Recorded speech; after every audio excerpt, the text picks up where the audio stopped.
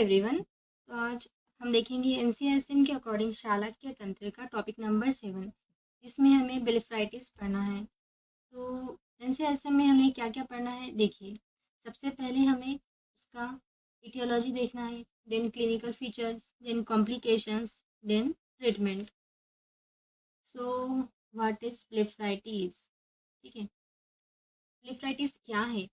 It is subacute और chronic inflammation of the lid margin.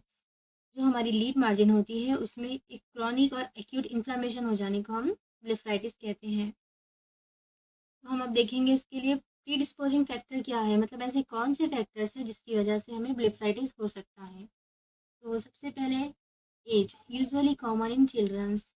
अगर age के according हम देखें तो चिल्ड्रंस में बहुत कॉमन होता है। यानी external irritant, dust, wind, smoke. जो एक्सटर्नल इरिटेंट होते हैं जैसे कि डस्ट हो गया, विंड हो गया, तो ये एक प्री डिस्पोजिंग फैक्टर में है। नेक्स्ट वन है अनहाइजीनिक कंडीशन, मतलब कि हाइजीन को मेंटेन नहीं रखना। तो ये जैसे कि पहले बताया उसने कि चिल्ड्रंस में कॉमन होता है। तो बच्चे क्या होता है, जब वो खेलते हैं तो उनके हाथों पे कुछ लग जाए तो वो ऐसे हाइजीन मेंटेन नहीं करते कि मतलब हैंड वॉश करने के बाद अपनी आंखों पर लगाना या फिर टच करना। इस वजह से ये बच्चों में कॉमन है और अनहाइजीन कंडीशन की वजह से होता है। नेक्स्ट वन है eye strain due to error of reflection. आप ये सोच रहे होंगे कि आई स्ट्रेन मतलब कि क्यों इसकी वजह से ब्लेफराइटिस हो सकता है। तो क्या है ना कि अगर बच्चों में कुछ रिफ्लेक्टिव एरर है, उन्हें नज़र कम आ रहा है, यानी कि मायोपिया कुछ तो ऐसे होगा, तो वो क्या करेंगे, डायरेक्टली बता नहीं सकते कि हमें ऐसा हो रहा है। वो पहले तो अपनी आई पे स्ट्रेन देंगे, जिसकी वजह से रिफ्लेक्शन एरर की एक मेन मतलब कॉज है प्रीडिस्पोजिंग फैक्टर में।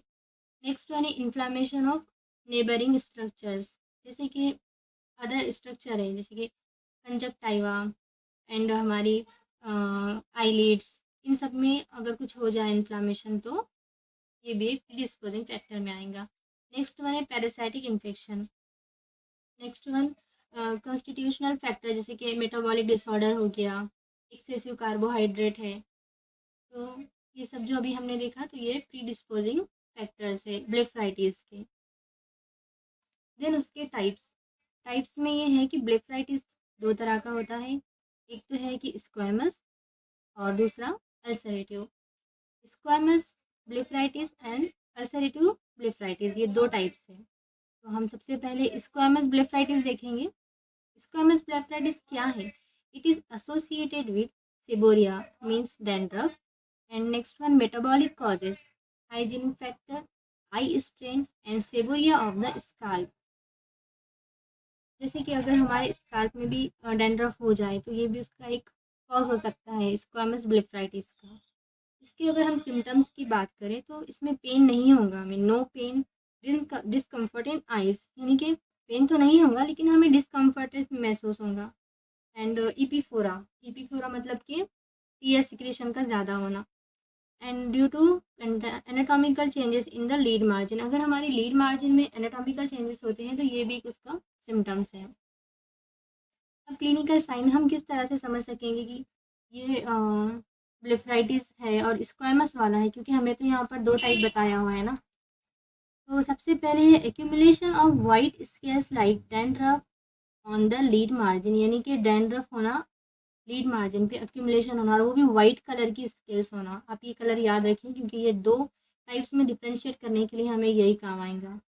नेक्स्ट वन है on removing the scales lead margin appear hyperemic but there is no ulceration. अगर हमने हमारी स्केल्स जो आए लीड मार्जिन पे उन्हें रिमूव किए तो वहाँ पे रेडनेस तो होगा हाइपरिमिक, लेकिन अल्सरेशन नहीं होगा, वहाँ पे अल्सर नहीं होगा। थर्ड वन है कि falling of the eye lashes, अगर हमारी जो आई लैशेस है वो फॉल करते हैं तो उसमें ग्रोथ तो होंगी लेकिन डिस्टॉर्शन नहीं होगा, यानी कि नॉर्मल ग्रोथ होंगी। ऐसा नहीं है कि पहले जिस डायरेक्शन में हमारे आईलैशेस थे उससे अपोजिट रहेंगे, जैसे पहले थे वैसे ही वहाँ पर ग्रोथ होंगी। There is a lid margin may be thick, और जो हमारी लीड मार्जिन है ना वो थिक हो जाएंगी। ठीक है, तो हम इस ब्रीफ में देख लेते हैं। सबसे पहले तो उसमें स्क्वैमस ब्लेफराइटिस और अल्सरेटिव ब्लेफराइट दो टाइप से। स्क्वैमस में क्या था कि सेबोरिया की वजह से ये होता है, एंड हाइजीन मेंटेन नहीं करना, मेटाबॉलिक कॉजेस एक्सेट्रा, ये सब चीज़ें हैं। देन हम सिम्टम्स में उसका देखिए कि इसमें तो पेन नहीं होगा और डिस्कम्फर्टनेस होगा, लेकिन EP4 रहेगा इसमें, मतलब कि हाइपर सिक्रीशन ऑफ टीयर रहेगा। और क्लिनिकल साइन में ये है कि वो वाइट स्केल्स रहेंगे और वो वाइट स्केल्स को रिमूव करने के बाद वहाँ पे अल्सरेशन नहीं होगा। नेक्स्ट वन, अगर वो वहाँ से आईलैशेस हमारे फॉल हो जाते हैं तो वहाँ पे रीग्रोथ तो होंगी, लेकिन करेक्ट रीग्रोथ होंगी, ऐसे कोई डायरेक्शन वगैरह चेंज नहीं होंगी और लीड मार्जिन जो है वो थिक रहेंगी। अब हम देखेंगे अल्सरेटिव ब्लेफराइटिस। सबसे पहले हम स्क्वामस ब्लेफराइटिस के इमेजेस देख लेंगे। तो ये देखो आप, दो तरह की ब्लेफराइटिस है, स्क्वामस एंड अल्सरेटिव। तो ये हमारे नॉर्मल है, आईलिड से हमारे ये आई लैशेस है। यहाँ पर इन्फ्लामेशन होने के बाद ये देखो आप, ये जो वाइट वाइट नहीं है क्या, ये वाइट एक्यूमुलेशन जो है ये स्क्वामस ब्लेफराइटिस में होगा। एंड ये देखो आप, यहाँ पर क्लियरली नज़र आ रहा है, जिसकी वजह से ठीक हो जा रही है हमारी आईलिड्स। ठीक है, अब हम देखेंगे अल्सरेटिव ब्लेफराइटिस। तो अल्सरेटिव ब्लेफराइटिस क्या है? It is condition due to infection of the margin of coagulase positive staphylococcus. अब क्या है ये, यहाँ पर इन्फेक्शन तो हो रहा है, लेकिन किसकी वजह से हो रहा है? पॉजिटिव स्टेफाइलोकोकस की वजह से। ये यहाँ पे एक पॉजिटिव एजेंट है। नेक्स्ट वन क्या है? Separative inflammation of the ciliary follicle along with the glands of Zeiss and malls. What is Zeiss and malls? Zeiss and malls ये जो है, तो ये ग्लैंड्स है जो आईलिड्स के ऊपर रहते हैं। और सेपरेटिव इन्फ्लामेशन मतलब कि यहाँ पर पस का फॉर्मेशन होगा सिलियरी फॉलिकल्स में। ठीक है, नेक्स्ट वन है सिम्टम्स। सिम्टम्स में है कि soreness of the lid margin, lacrimation, itching, photophobia, और यहाँ पर पेन प्रेजेंट रहेगा।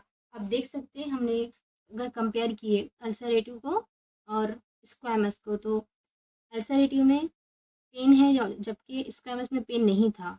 एंड अल्सरेटिव में इन्फ्लामेशन सेपरेटिव है, मतलब कि यहाँ पर पस फॉर्मेशन है, वहाँ पर पस फॉर्मेशन नहीं था।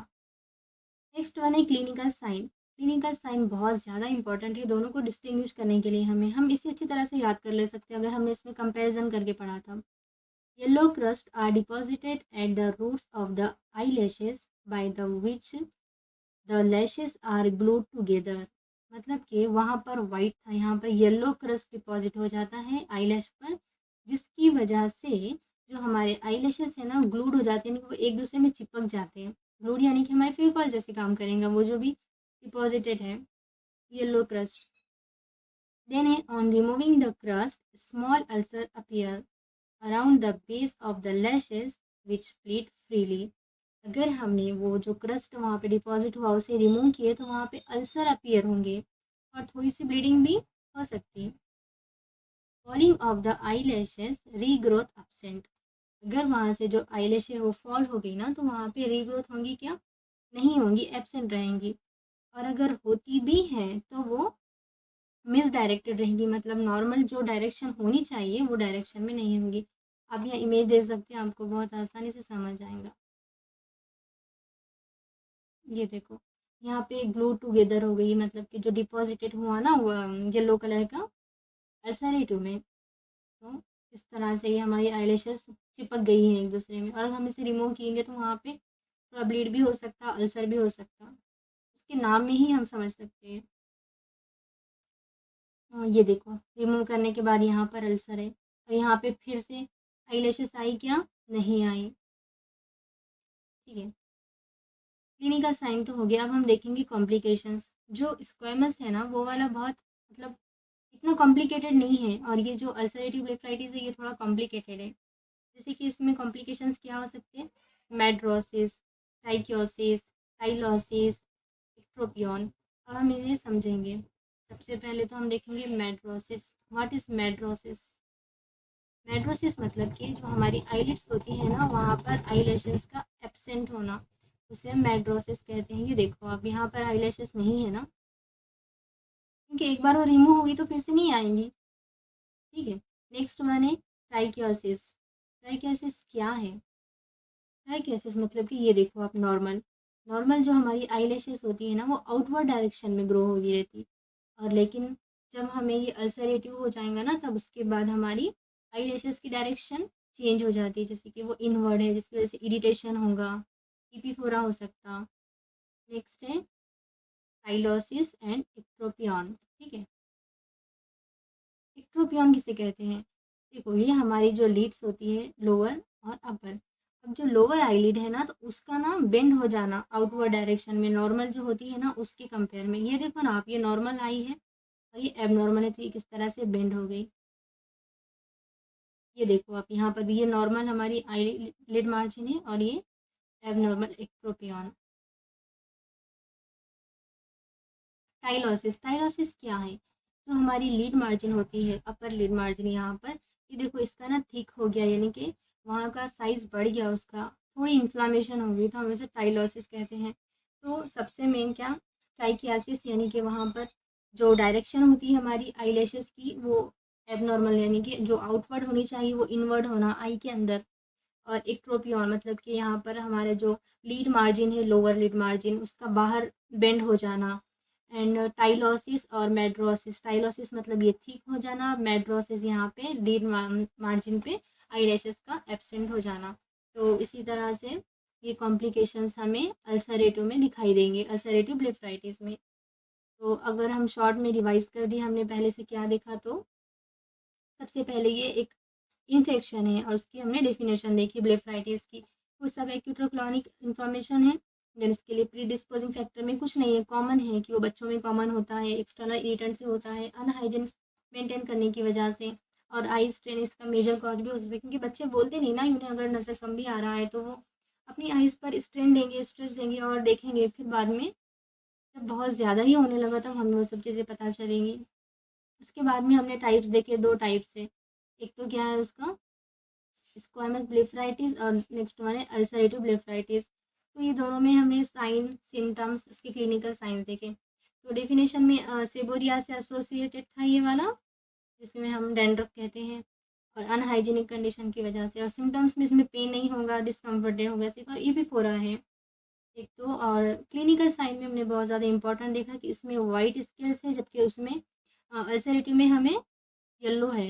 एंड यहाँ पर हम जब रिमूव करेंगे ना स्केल्स को लिड मार्जिन पे से, तो हमें यहाँ पर एक तो हाइपरइपेमिक हुआ, लेकिन ब्लीडिंग नहीं होगी और अल्सर भी नहीं होगा, जबकि अल्सरेटिव में ब्लीडिंग भी होने वाली है और अल्सर भी होने वाला है। और यहाँ पर अगर आईलैशेस जो हमारे फॉल हो गए ना, तो यहाँ पे रीग्रोथ प्रेजेंट है और वो भी डिस्ट्रीब्यूशन नॉर्मल रहेगा। ऐसा नहीं है कि रीग्रोथ हो रही तो वो एबनॉर्मल रीग्रोथ हो रही, नॉर्मल रीग्रोथ रहेगा और जो लीड मार्जिन है ना वो ठीक हो जाएंगी। उसके बाद में हमने अल्सरेटिव ब्लेफराइटिस में देखा कि वो एक इन्फेक्शियस कंडीशन है, लेकिन यहाँ पे ये कॉज कैसे हो रही, स्टेफाइलोकोकस पॉजिटिव की वजह से। ठीक है, और यहाँ पे जो इन्फ्लामेशन है वो सेपरेटिव है, मतलब यहाँ पे पस का फॉर्मेशन होना है। और यहाँ पर हमारे जो ग्लैंड्स होते हैं ना, मॉल्स और डिजीज, ये भी अफेक्टेड रहेंगे।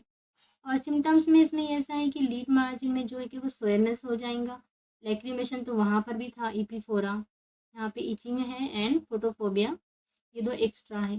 और वहाँ पर पेन प्रेजेंट नहीं था, ठीक है, स्क्वामस में, और अल्सरेटिव में पेन प्रेजेंट है। क्लिनिकल साइन बहुत आसान है, वहाँ पर वाइट था, यहाँ पर येलो क्रस्ट है। एंड स्क्वामस में अगर हमने रिमूव कर दिए तो वहाँ पर रीग्रोथ प्रेजेंट थी, यहाँ पे रीग्रोथ एब्सेंट है। ठीक है, यहाँ पे अल्सर प्रेजेंट है अल्सरेटिव में, और स्क्वामस में अल्सर एब्सेंट है।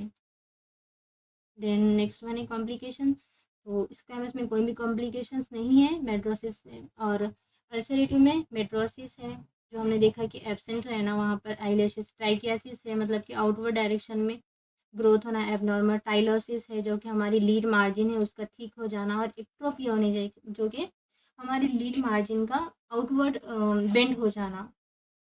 तो इसी के अगर आपको नोट्स चाहिए तो आपको लिंक डिस्क्रिप्शन में मिल जाएंगी, आप टेलीग्राम चैनल पर से लिंक ले सकते हैं। Thank you very much.